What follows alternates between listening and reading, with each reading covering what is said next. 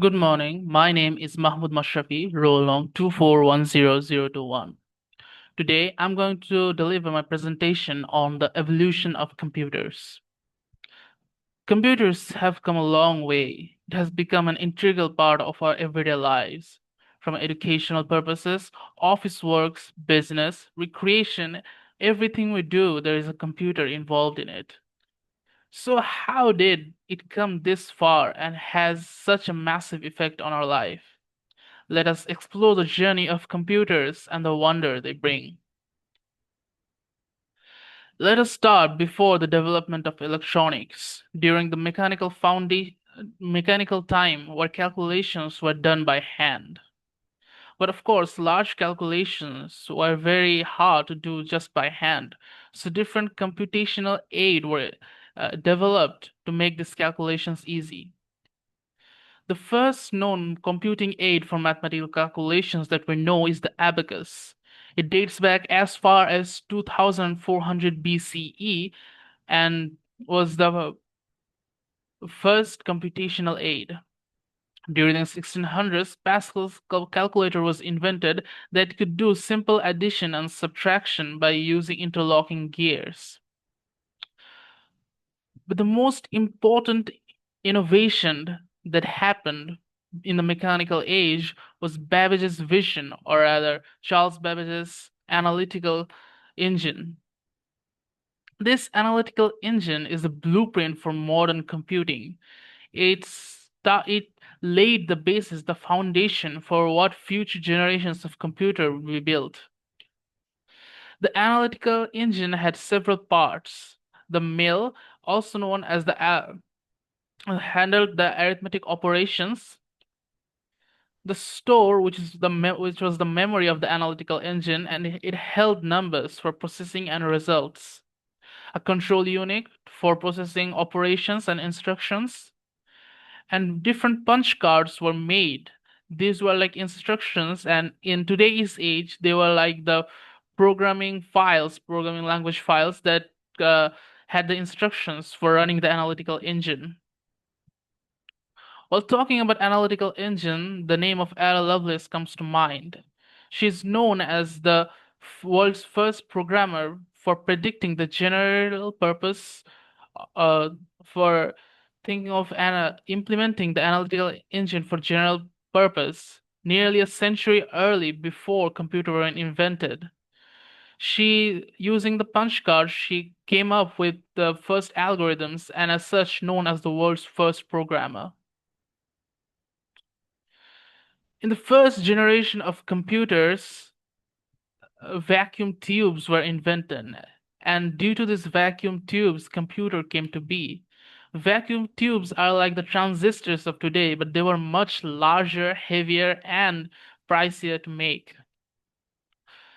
The first known machine is known as the Colossus. It is a Britain's groundbreaking machine that had over 2,000 vacuum tubes, and they used it to decrypt the Nazis' message during World War II. The first computer is known as ENIAC. It was invented in 1945. It weighed more than 30 tons, had a gigantic size incomparable to the current computers. It had one it had 180,000 tubes and could do 5,000 calculations per second. Though it is very slow compared to today's computers, it was the father of all computers and the very first to be made. It was nonetheless a groundbreaking innovation to that time. After that came the EDVAC, and it was one of the first machines to implement stored program architecture, which is a part of the von Neumann model. The von Neumann model is the architectural blueprint for computers and is still being used today. It is still the architectural blueprint for most computers today. We still use it. After the first generation passed, came the second generation, which started with the invention of transistor. Transistor replaced vacuum tubes and changed computing forever. Transistors were smaller, efficient, they were cheaper, they were more energy efficient, and they were very small and easy to handle. They're far more reliable. They lasted longer. They required less maintenance. They housed smaller space, and it was easier to make them.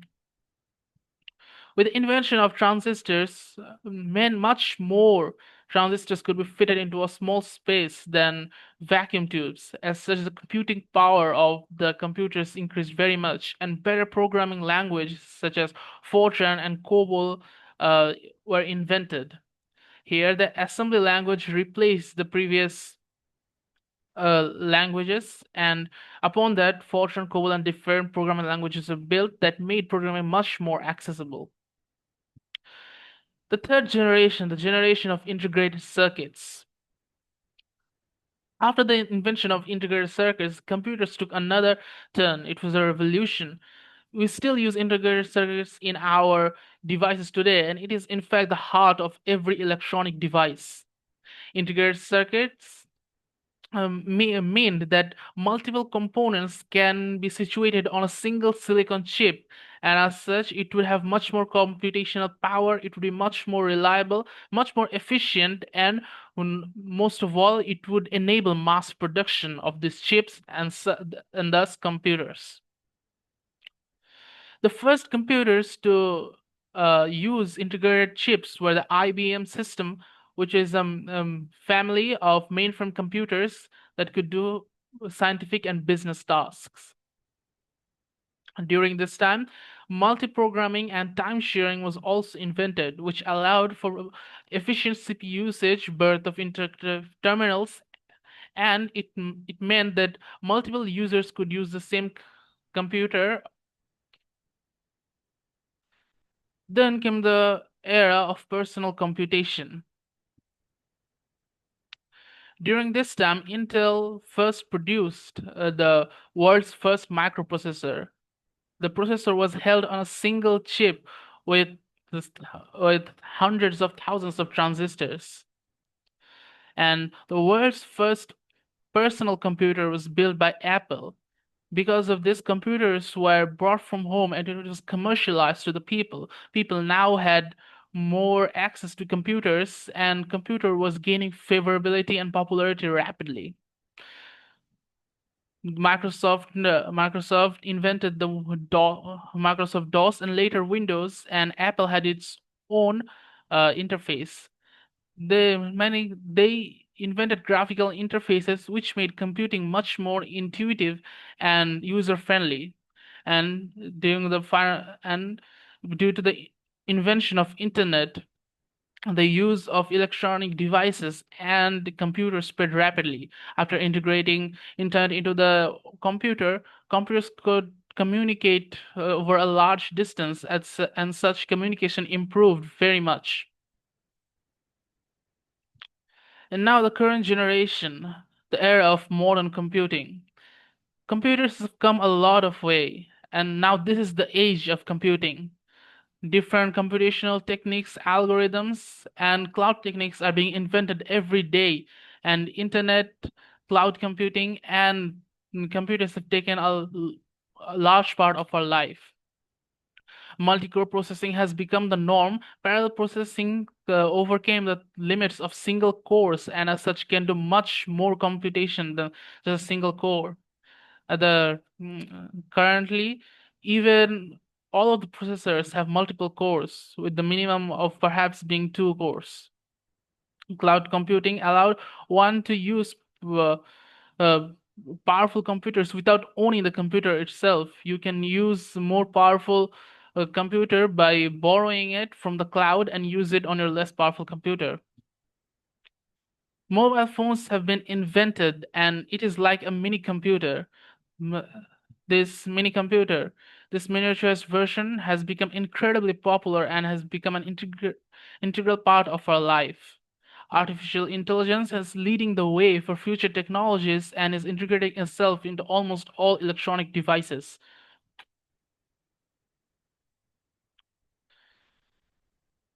AI is taking over the new world. Every day we see that new and new things get integrated with AI. That is because AI is making our life much easier. It is and it is a very powerful technology and thus requires powerful components. And to run this AI, the graphical processing unit to separately which was previously developed just for graphics rendering, is now being used to train models and AI.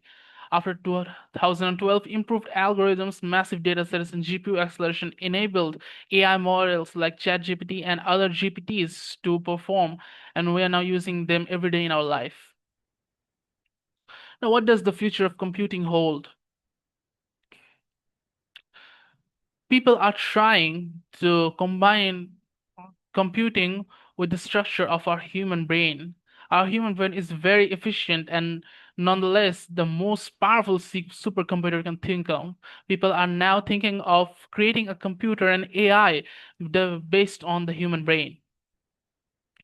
Photonic processors, which use light signals instead of electrons, are being developed, and perhaps we will see them in the far future. Using light instead of electron will uh, gain very fast data transfer and communication, resulting in its much larger processing speed. Quantum computers are also being developed.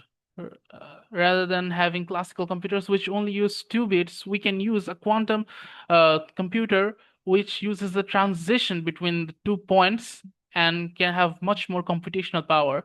It is still currently being developed and is still not in the market, but we hope that we will see it soon. And a human computer symbiosis is trying to be established, like mm, uh, seamless integration between human and machine intelligence through interfaces. Now, computer has come a long way and it will go a long way. We cannot deny the involvement of computer in our daily life, and we can only hope that it will continue to grow and let us grow alongside them. Thank you.